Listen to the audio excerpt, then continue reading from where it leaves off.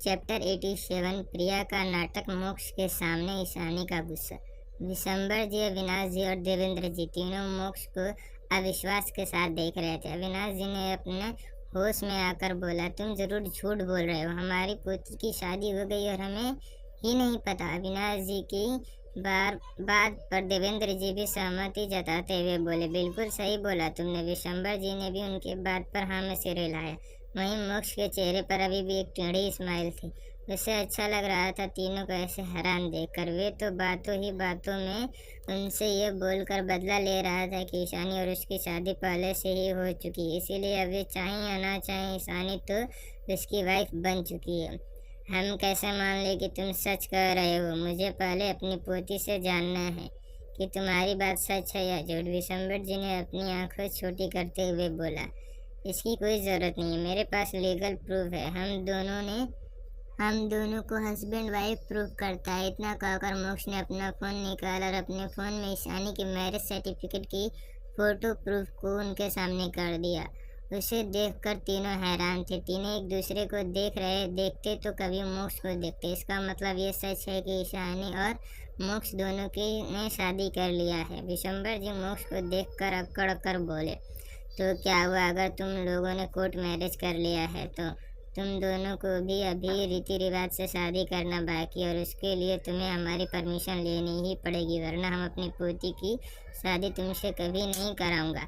उनकी बात सुनकर देवेंद्र जी और अविनाश जी भी अकड़ कर मोक्ष को देखने लगे, पर इससे मोक्ष को कोई फर्क नहीं पड़ रहा था। तभी देवेंद्र जी बोले, चाहे तुम्हारी शादी ही क्यों ना हो गई हो, पर मेरी बात कान खोलकर सुन लो। हमारी नजरें हमेशा अपनी पोती पर रहें। अगर तुमने कभी हमारी पोती को परेशान किया, उसे चोट पहुंचाने की कोशिश की, याद रखना हम तुम्हें छोड़ेंगे नहीं। उनकी बातें से अविनाश जी और विशंबर जी भी सहमत थे। अगर कोई और मोक्ष को इस तरह धमकी देता तो उसे इंसान को कहीं नहीं छोड़ता, पर ये तीनों उसकी बेबी डॉल के दादाजी थे।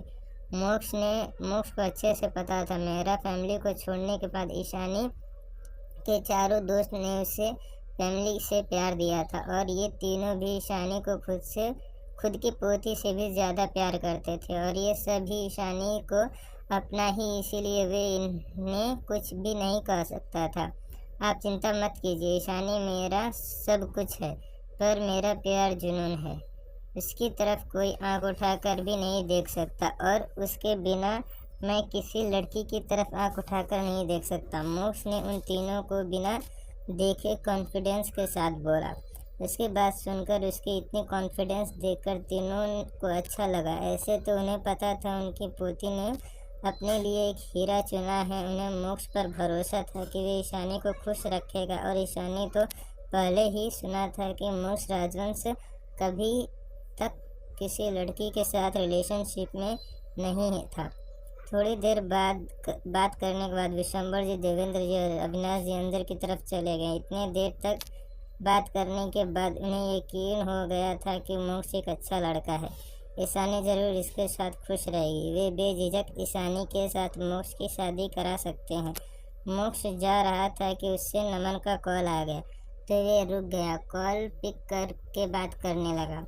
वहीं साइड में प्रिया जो छुपकर उन चारों को देख रही थी, जैसे ही उसने देखा कि विशंबर जी, देवेंद्र जी और अविनाश जी अंदर चले गए और मोक्ष इस वक्त अकेला है और किसी से बात कर रहा है, तो वे खुद हो गई। उसे यह अच्छा मौका लग रहा था कि मोक्ष के करीब जाने के लिए। उसने अपने बालों को ठीक किया, फिर अपने चेहरे पर एक इनोसेंट स्माइल लिया, धीरे धीरे चलकर मोक्ष के करीब जाने लगी। मोक्ष जो नमन से बात कर रहा था, उसे महसूस हो गया है कि उनके पीछे कोई आ रहा है। जैसे उसने अपनी नज़रें घुमाई तो उसके पीछे प्रिया खड़ी थी। उसने पीछे प्रिया को खड़ा हुआ देखकर मोक्ष की आंखें अचानक से सर्द हो गईं। उसका ऑरा एकदम से डेंजरस हो गया। वहीं प्रिया ने ये ध्यान नहीं दिया कि मोक्ष कितने गुस्से में है। उसे तो लग रहा था मोक्ष उसे देख रहा है।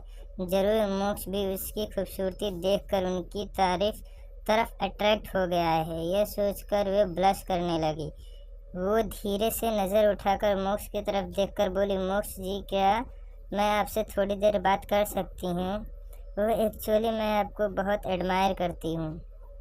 उसकी बात सुनकर मोक्ष ने कोई जवाब नहीं दिया और फ़ोन पर नमन को कुछ बोलकर कॉल कट कर दिया और वहाँ से जाने के लिए मुड़ गया। मोक्ष को उसकी बात ना सुनकर उसे इग्नोर करके वहाँ से जाते हुए देखकर प्रिया उसके पीछे से बोली, मिस्टर मोक्ष, मुझे आपसे ईशानी के बारे में कुछ बात करनी है। उसकी बात सुनकर मोक्ष के कदम रुक गए। मोक्ष को इस बात से काफ़ी गुस्सा आ रहा था कि इस लड़की को अभी अपने हेल विला में जंगली जानवरों के सामने फेंक देना चाहता था। मोक्ष ने ईशानी को एक मैसेज भेजा, फिर फ़ोन को पॉकेट में रखकर खड़ा हो गया। वहीं मोक्ष को रुकता देख प्रिया को लगा कि ज़रूर मोक्ष उसकी बातों में आ रहा है।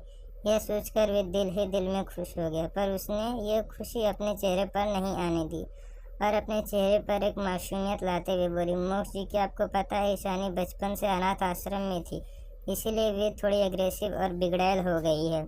4 साल पहले भी उसने एक लड़की को मारने की कोशिश की थी, जिस वजह से उसे पुलिस स्टेशन में रहना पड़ा था।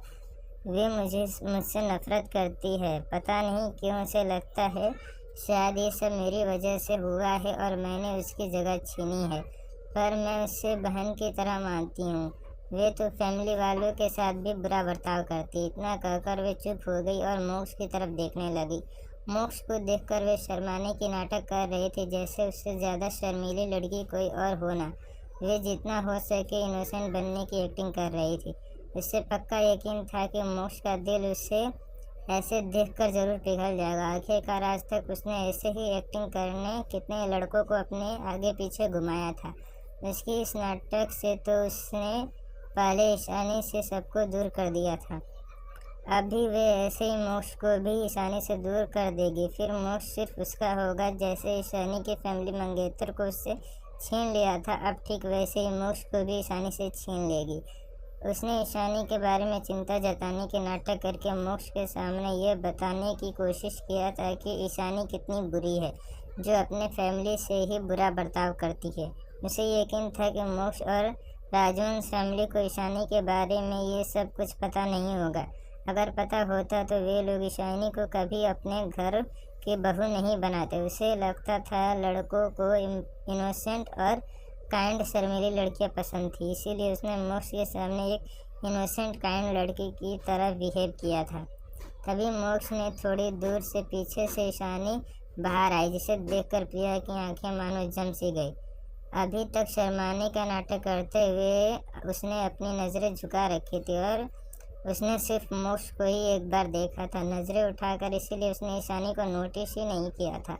ईशानी आकर मोक्ष के पास खड़ी हो गई तो मोक्ष ने उसकी हाथ पकड़ लिया। इस वक्त वो एक परफेक्ट कपल की तरह लग रहे थे, जो प्रिया की आंखों में चुभ रही थी। उसे मोक्ष और ईशानी को साथ देख बिल्कुल भी बर्दाश्त नहीं हो रहा था। यह जगह उसका होना चाहिए। उसे डर भी लग रहा था कि कहीं उसकी कही हुई बात से ईशानी ना सुन लिया हो। उसने फिर से अपने चेहरे पर मासूमियत लाते हुए बोली, ईशानी, तुम गलत मत समझो ना, मैं बस मिस्टर मोक्ष से बात कर रही थी। वहीं मोक्ष, जिसे बिल्कुल पसंद नहीं था कि कोई अनजान उसका नाम ले, उसे प्रिया के मुंह से बार बार अपना नाम सुनकर गुस्सा आने लगा। उसने ईशानी को मैसेज करके बाहर बुलाया था ताकि उसकी बेबी डॉल भी इस लड़की की बातें सुन सके, वरना अभी तक मोक्ष प्रिया को अपने गार्ड से कहकर सबक सिखा चुका होता। पर ये लड़की उसकी बेबी डॉल का शिकार है, इसीलिए तो वे कुछ नहीं बोल रहा था। मोक्ष बिना किसी भाव के प्रिया को देखकर बोला, मिस मेहरा, मेरा नाम सिर्फ मेरे अपने ले सकते हैं, कोई ऐरा गहरा अनजाना मेरा नाम ले मुझे बिल्कुल पसंद नहीं है। प्लीज़ आप मुझे आगे से मिस्टर राजवंश ही बुलाइए। मोक्ष की बात सुनकर प्रिया का चेहरा पीला पड़ गया। वे मायूस होकर बोली, पर मैं तो ईशानी की बहन हूँ, तो आप मुझे अनजान क्यों कह रहे हैं? प्रिया को इस वक्त ईशानी पर बहुत गुस्सा आ रहा था। उसे लग रहा था ज़रूर ईशानी की आ जाने की वजह से ही मोक्ष उसके साथ ऐसे रूड बिहेव कर रहा है। अगर ईशानी ना आई होती तो मोक्ष ज़रूर उसके साथ अच्छे से बात करता। मोक्ष ईशानी की तरफ देखकर बोला, बेबी डॉल, क्या ये लड़की तुम्हारी बहन है? मोक्ष ये पूछते वक्त प्रिया को ऐसे देख रहा था जैसे प्रिया कोई कचरा हो। प्रिया को पता था कि ईशानी उसे अपनी बहन नहीं मानती। अगर अभी ईशानी मोक्ष के सामने ये बोलेगी तो उसकी मोक्ष के सामने और भी बेइज्जती हो जाएगी, इसीलिए वे आगे आकर ईशानी के एक हाथ को पकड़ कर बोली, ईशानी, प्लीज़ तुम गलत मत समझो, मैं तो तुम्हें अपनी बहन मानती हूँ, पता नहीं क्यों तुम मुझे इतनी नफरत करती हो। उसने इतना ही कहा था कि ईशानी ने उसके हाथ को घुमाकर मोड़ दिया, जिस वजह से प्रिया की चीख निकल गई। ईशानी ने प्रिया को छूना बिल्कुल बर्दाश्त नहीं था। प्रिया की छूते ही उसे अपने पिछले जन्म की बात याद आ रही थी, जब प्रिया इसी तरह प्यार का दिखावा करके फिर बाद में उसके पीठ पीछे चाल चलकर उससे हट करती थी। प्रिया को इस वक्त बहुत ज़्यादा दर्द हो रहा था।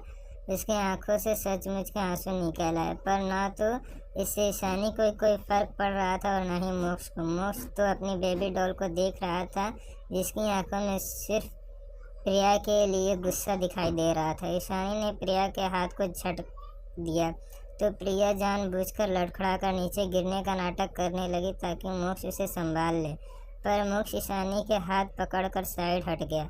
ईशानी को तो प्रिया पर इस वक्त बहुत ज़्यादा गुस्सा आ रहा था। वे अच्छे से समझ रही थी कि प्रिया क्या करने की कोशिश कर रही थी। मोक्ष पर प्रिया की नज़र अपनी ईशानी से बिल्कुल भी बर्दाश्त नहीं हो रहा था। वहीं प्रिया सपोर्ट न पाकर धड़ाम से नीचे गिर गई।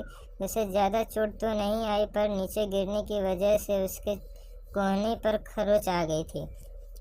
वे अपना सिर उठाकर अपनी आंसू भरी आंखों से मोक्ष को देखने लगी। उसे लगा था मोक्ष उसे अपनी बाहों में पकड़कर नीचे गिरने से बचा लेगा, पर मोक्ष ने तो उसकी तरफ कंसर्न दिखाने भी ज़रूरी नहीं समझा।